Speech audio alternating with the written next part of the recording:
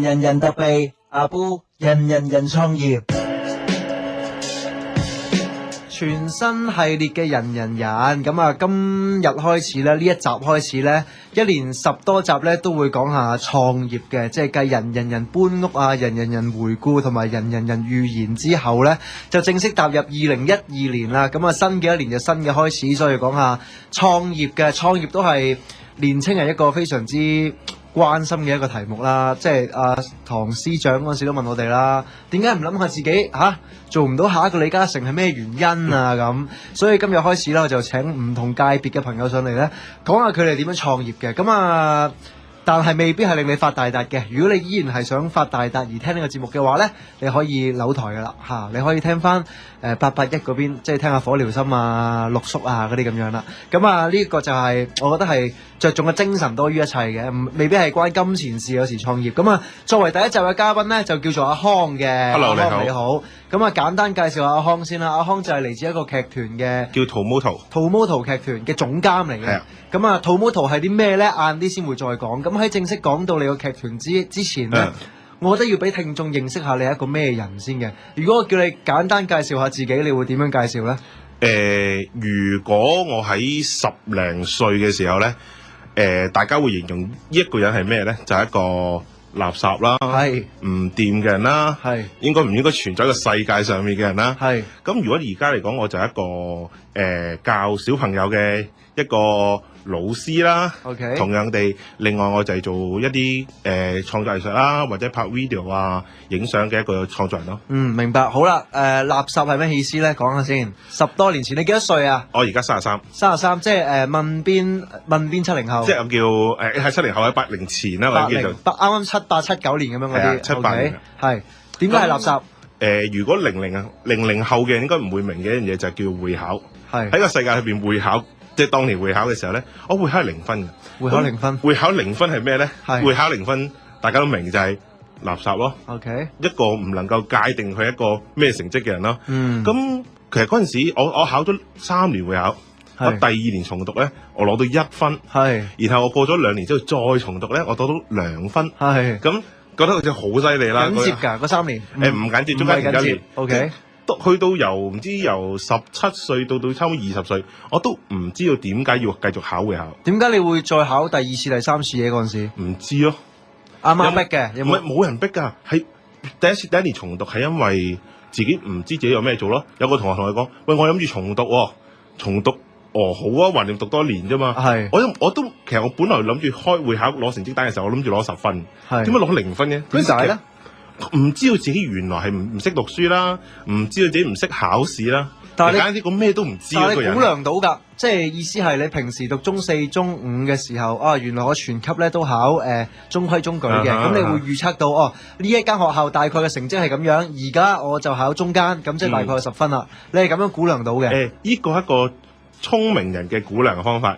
對一個番薯嚟講咧，係唔識估量呢啲嘢嘅。即係嗰陣時我喺間 Band 5嘅學校裏面，即係我必須要承認當時係好番薯嘅。咁喺個Band 5嘅學校裏邊，然後一個比較差嘅理科班嘅裏邊，叫比較好啲嗰啲。咁都冇諗到原來咁衰嘅喎，原來呢間學校咁衰都唔知。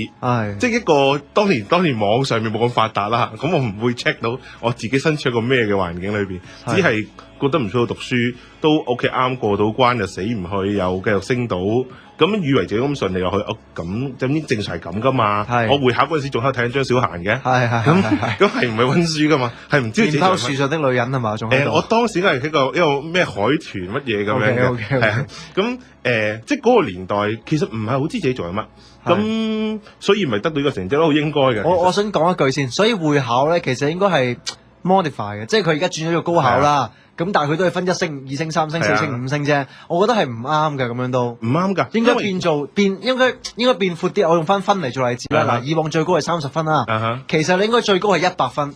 咁你理解到啲？你呢啲人咧，咪會有？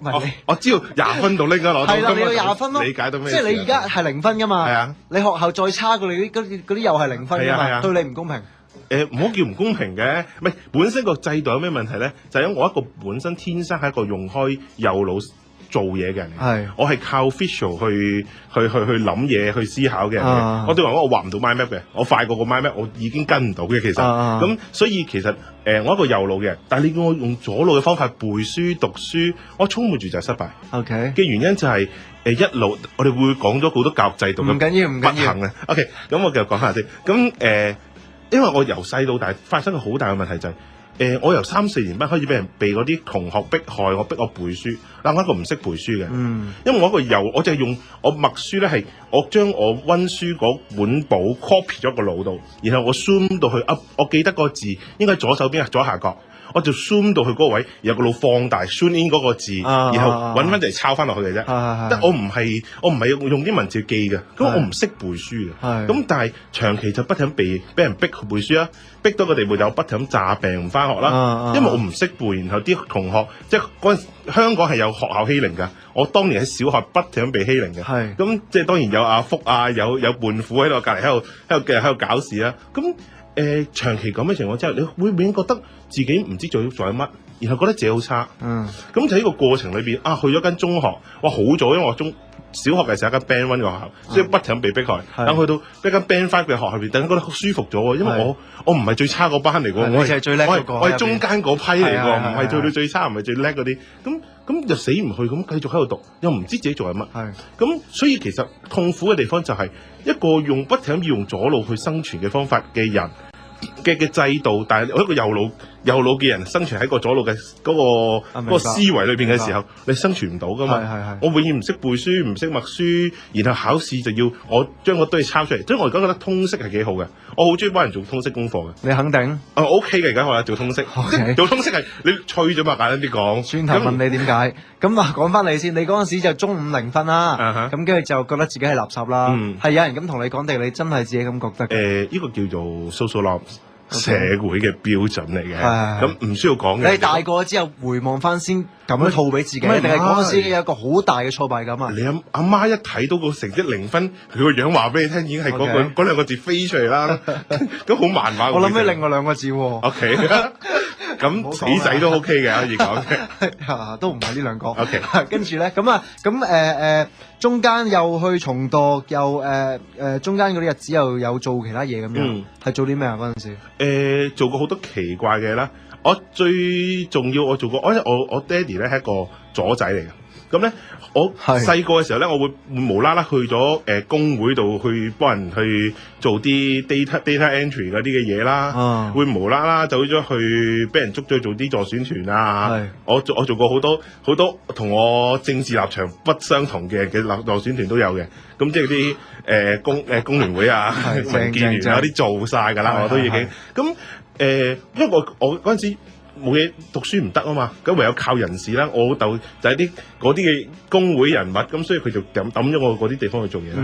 咁後來我開始做翻正常嘢，我去做嗰啲文職嘅嘢，咁我去做 shipping，